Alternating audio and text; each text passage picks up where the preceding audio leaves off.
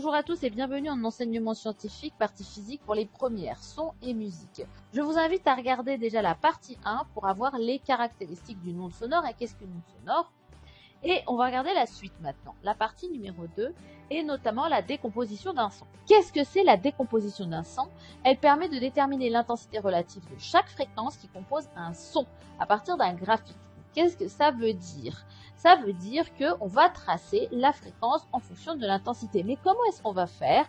Eh bien, on va d'abord prendre un son quelconque, par exemple un son pur, sinusoïdal, périodique, comme on l'a vu en partie 1, et on le regarde tout simplement. On voit qu'il possède une période et aussi une fréquence. Donc on fait 1 sur T, on obtient la fréquence en Hertz. Maintenant qu'on a ça, on va regarder l'intensité du son, donc juste la longueur entre le 0 et la surpression maximale. Une fois qu'on a ça, on a une fréquence et une hauteur. Une fois qu'on a ça, on a une fréquence et une intensité. On va tracer un bâton sur le graphique et on va obtenir en fait une fréquence à une intensité donnée. Ceci est ce qu'on appelle la décomposition de Fourier. On obtient en fait la fréquence de notre onde. Lorsqu'elle est pure, on a une seule fréquence.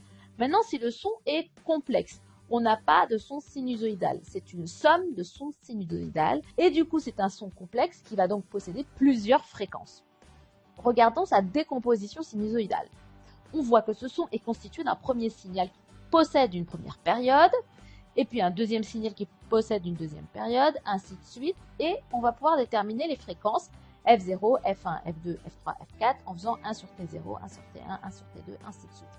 Et on voit aussi que les intensités des sons sont de plus en plus petits. Chaque signal a une intensité de plus en plus petite. Maintenant, si je mets ça sur un diagramme de décomposition, qu'est-ce que j'obtiens? Ce signal. Donc du coup, je vais avoir l'intensité des signaux en fonction de différentes fréquences. Donc j'avais F0, F1, F2, F3, F4. Donc on va juste regarder F0, F1, F2, F3, F4 qui est de plus en plus petit au niveau de la période, du coup de plus en plus grand au niveau de la fréquence. C'est bien ce que j'observe ici.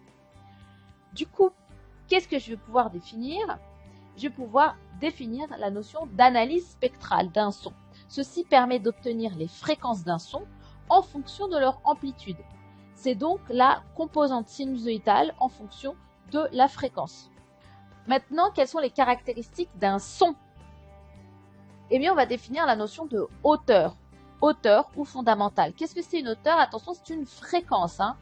Donc la hauteur, c'est du coup la fréquence que je vois si mon son est pur. Donc là, je vois une seule barre qui correspond à cette fréquence. Cette fréquence, elle s'appelle la hauteur ou la fondamentale. Donc dans un son pur, c'est facile. La fréquence que je mesure, c'est la fondamentale. Donc c'est la hauteur du son, quoi.